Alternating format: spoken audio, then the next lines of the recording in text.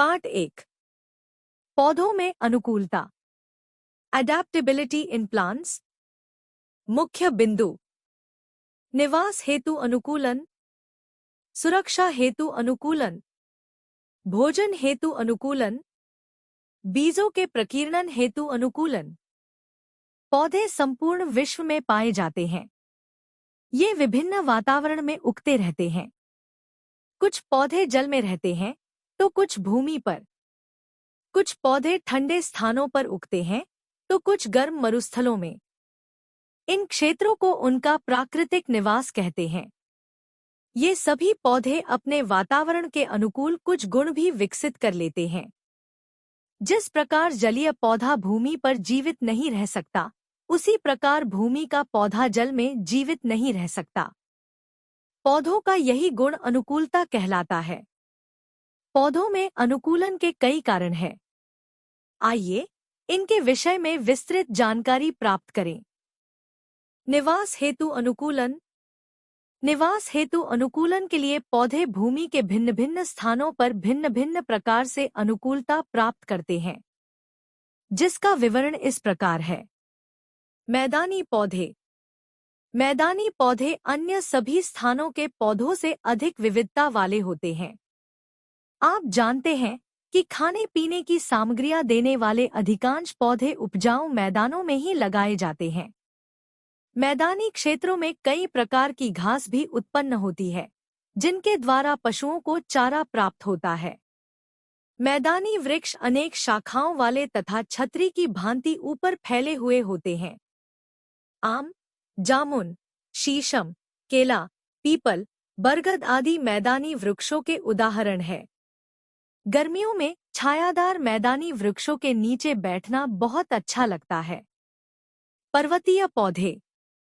पर्वतीय पौधे पर्वतों पर अत्यधिक ठंड पड़ने के कारण भूमि से बहुत कम जल अवशोषित कर पाते हैं, जिस कारण इन पौधों का विकास या तो रुक जाता है या फिर बहुत धीमा हो जाता है। सर्दी की ऋतु में ये पौधे अपनी पत्तियां गिरा देते हैं। अत्यधिक ठंड में ये पौधे पहले से एकत्रित किए भोजन पर ही निर्भर रहते हैं।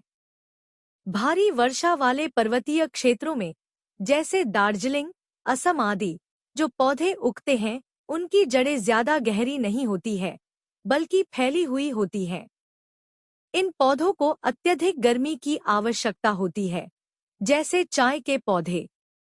ये पौधे पर्वतों पर ऐसी ढालदार जगह पर उगते हैं जहां पर जल न रुक पाए और नमी से भी बचे रहें।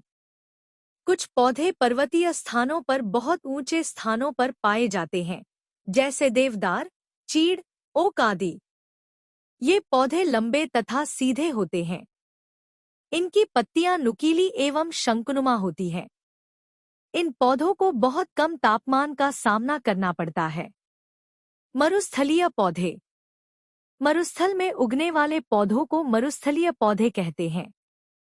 इस प्रकार के पौधों में कम पत्तियां होती है, जैसे खजूर, कैक्टस, कीकर आदि मरुस्थलीय पौधे हैं। मरुस्थलीय पौधों में पत्तियों का कम होना अथवा न होना उनके लिए लाभदायक होता है। ऐसे पौधों को कम जल की आवश्यकता होती है। हम जानते हैं कि मरुस्थलों में जल की कमी होती है। मरुस्थलीय पौधों के तने हरे एवं गूदेदार होते हैं। गूदेदार तने भोजन बना सकते हैं तथा भोजन और जल सुरक्षित करके रख सकते हैं। इन पौधों की जड़ें जल की खोज में भूमि के अंदर बहुत नीचे गहराई तक चली जाती हैं। इन पौधों के तनों के ऊपर एक खोल होता है, जिसके कारण वाष्पोत्सर्जन की क्रिया बहुत धीमी हो जाती है। इस प्रकार के पौधों को मरुद्भिद पौधे भी कहते हैं। जलीय पौधे। जल में उगने वाले पौधों को जलीय पौधे कहते हैं। ये आकार में छोटे होते हैं। इनकी पत्तियां कोमल तथा मुलायम होती हैं। इनके तने कोमल तथा खोखले होते हैं, जिसके कारण ये जल में तैरते हैं, जैसे सिंघाड़ा, जलकुंभी, कुमुदिनी, कमल आदि। जलीय पौधों में कुछ विशेष गुण होते हैं जो इनको अपने आसपास के वातावरण से अनुकूलन बनाने में सहायता करते हैं। जलीय पौधों को हम 3 भागों में बांट सकते हैं। जल पर तैरने वाले पौधे। कुछ पौधे जल की सतह पर तैरते हैं क्योंकि ये बहुत हल्के तथा गद्देदार होते हैं। इन पौधों की जड़ और तने छोटे होते हैं। इनके तने फूले हुए होते हैं। इनमें वायु भरी रहती है, जिनके कारण इन्हें तैरने में सहायता मिलती है। इनकी पत्तियां चिकनी होती है। जलकुंभी, डकवीड, वोल्फिया, पिस्टिपा और जूसिया तैरने वाले पौधे हैं। जल में स्थिर रहने वाले पौधे। कुछ पौधे अपनी जड़ों की सहायता से जल में स्थिर रहते हैं। इनकी जड़ें पानी के नीचे मिट्टी में स्थिर रहती हैं तथा पत्ती तथा फूल पानी की सतह पर तैरते रहते हैं। इन पौधों का तना लंबा तथा पत्तियां चौड़ी होती हैं। पौधों की ऊपरी सतह पर सांस लेने के लिए छिद्र होते हैं। पत्तियों की ऊपरी सतह पर मोम जैसे पदार्थ की चिकनी परत होती है। इन परतों के कारण पत्तियां जल में नहीं भीगती हैं। कमल और कुमुदिनी पानी में स्थिर रहने वाले जलीय पौधे हैं। जल में डूबे रहने वाले पौधे। ये पौधे पानी में पूर्ण रूप से डूबे रहते हैं।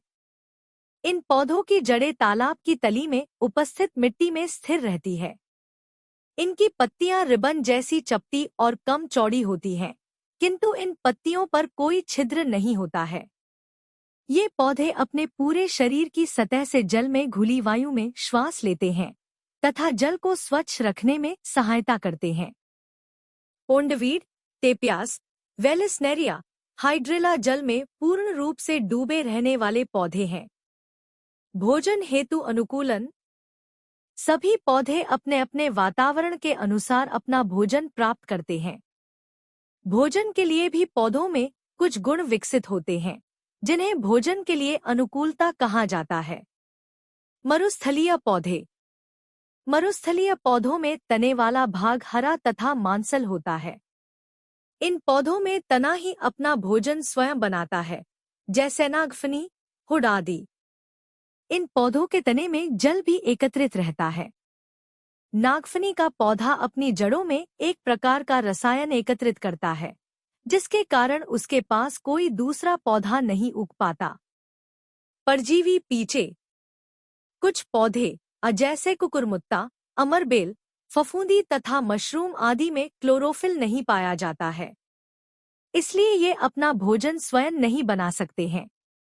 ये पौधे दूसरे पौधों या सड़ेगले पदार्थों से भोजन ग्रहण करते हैं। इन्हें परजीवी पौधे कहते हैं। कीटभक्षी पौधे। कुछ पौधे नाइट्रोजन की कमी को पूरा करने के लिए कीटों को मारकर खा जाते हैं। वीनस फ्लाईट्रैप की पत्ती मुड़ सकने वाले दो भागों में बंटी होती है। जैसे ही कीट उस पर बैठता है, पत्ती के दोनों भाग मुड़कर उसे दबाकर उसका रस चूस लेते हैं। पिचर प्लांट की पत्ती का एक सिरा ढक्कन की तरह होता है, जिसके साथ ढक्कन भी होता है।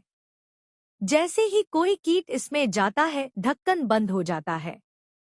सुरक्षा हेतु अनुकूलन। पौधे अपनी टूट-फूट या कटेफटे हुए भाग की देखभाल स्वयं कर लेते हैं।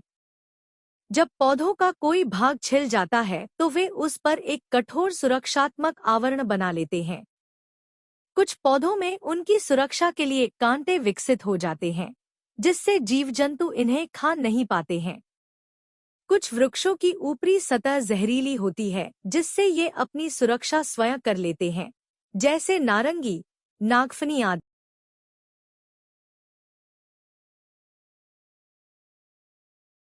बीजों के प्रकीर्णन हेतु अनुकूलन।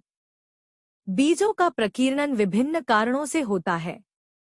यह तो निश्चित नहीं है कि जिन पौधों पर फल लगे होते हैं, वे पौधे बीज उत्पन्न करते हैं। सभी पौधों को वायु, जल और खनिज पदार्थों की आवश्यकता होती है, जो अपने वातावरण के अनुकूल ही प्राप्त कर लेते हैं। यदि पौधों के बीज किसी ऐसे स्थान पर गिरते हैं जहां उन्हें पर्याप्त खनिजलवण, प्रकाश आदि प्राप्त न हो, तो इनमें से कुछ पौधे तो अंकुरित होते ही मर जाएंगे। इसलिए पौधों का वंश चलता रहे तथा ये सुरक्षित रहें और पर्यावरण का भी संतुलन बना रहे, अतः इन पौधों के बीज विभिन्न माध्यमों द्वारा दूर दूर तक फैल जाते हैं। यही प्रक्रिया बीजों का प्रकीर्णन या विकर्णन कहलाती है। यह प्रकीर्णन कई कारणों द्वारा होता है जो निम्नलिखित है। सूखे फलों के फटने पर विकिरण। फल सूखने या पकने पर फट जाते हैं, जिससे उनके बीज दूर दूर तक फैल जाते हैं, जैसे गुलमेहंदी, मटर, भिंडी आदि।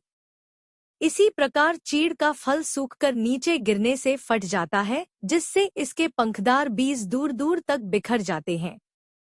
जल दूध द्वारा विकिरण। जल में या जल के निकट उगने वाले पौधों का विकिरण जल के द्वारा होता है। जब ऐसे पौधों के बीज जल में गिरते हैं तो ये बहकर दूर दूर तक चले जाते हैं। ऐसे बीजों पर रेशेदार आवरण होता है, जिस कारण ये सुरक्षित रहते हैं। कुछ पौधों के बीज जल के भीतर ही उगाते हैं, जबकि कुछ बीज किनारों पर पहुंचकर उगते हैं। कमल के बीज फूल के मांसल खोल में होते हैं, जो जल में तैरते हुए दूर तक चले जाते हैं। नारियल समुद्र में हजारों किलोमीटर तक दूर चला जाता है और कहीं न कहीं समुद्र के तट के पास उग जाता है। इसके छिलके के नीचे का हिस्सा कठोर होने की वजह से यह चट्टानों से टकराने के बाद भी नहीं टूटता है। वायु द्वारा विकिरण। कुछ पौधों के बीज छोटे, सूखे तथा हल्के होते हैं, जिन्हें वायु अपने साथ उड़ा ले जाती है, जैसे डांडिलायन, मिल्कवीड, रुई आदि पर बारीक बाल होते हैं जो पैराशूट की तरह कार्य करते हैं। यही संरचना इनके उड़ने में सहायक होती है तथा उड़कर अपने मातृ पौधे से बहुत दूर उगते हैं। जंतुओं द्वारा विकिरण। कुछ पौधों के बीच या फलों में मुड़े हुए हुक की तरह कांटे या सीधे कांटे होते हैं। जब कोई जानवर चरता हुआ उधर से गुजरता है तो बीज उस जानवर के शरीर पर अथवा पक्षियों के पंखों पर चिपक जाते हैं, जिससे ये दूर दूर तक फैल जाते हैं।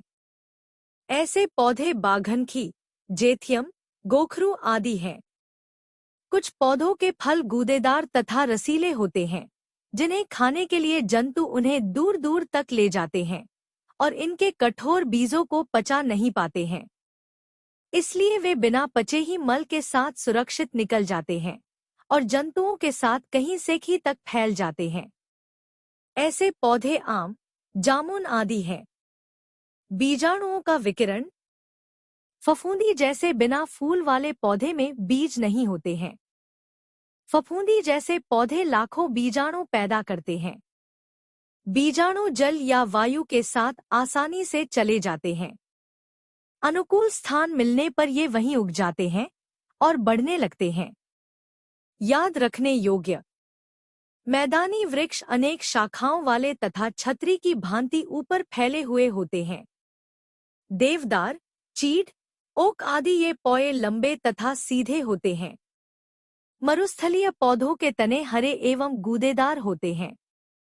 जलकुंभी, सिंघाड़ा आदि जलीय पौधे हैं। जो पौधे अपना भोजन दूसरे पौधे व सड़ेगले पदार्थों से ग्रहण करते हैं, परजीवी कहलाते हैं। फफूंदी जैसे पौधे लाखों बीजाणु पैदा करते हैं।